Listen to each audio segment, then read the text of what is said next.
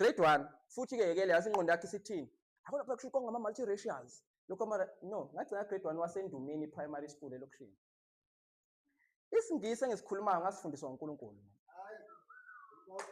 I'm very fluent in English. Manje ngafika kwi-setup okuthiwa this is an English speaking church. I will start a sermon and finish a sermon in English. Very fluent in English. Ngasifundiswa uNkulunkulu uqobo lwakhe. Ngizothi mina mangithi uNkulunkulu ubaba, mina ngikhuluma lento oyifunde eBhayibhelini oJohane oDavide. Woba yeke oDavide, mawungabakholwa oDavide khona okwanele abantu abadodisa.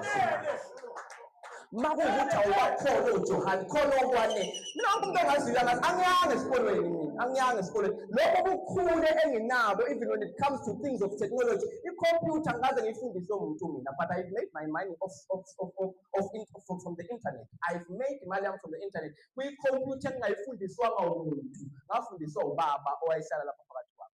Ngangihlale ngithi kunephimbo kelingitshenayo mina. Wathi mama uyithatha phi lezi zinto zenza? Ngithi kunomuntu ongitshenile nje. Ukuthi lento mangingayenza kanje, ngiyenze kanje. Kuzophuma into enje. Lento mangaqala ngapha ngiqale ngapha kuzophuma into enje. Webafowethu lo baba iquality engicela uyiba makuthozwanga lutho ezintweni engishilo uphana ukuhlakanipha.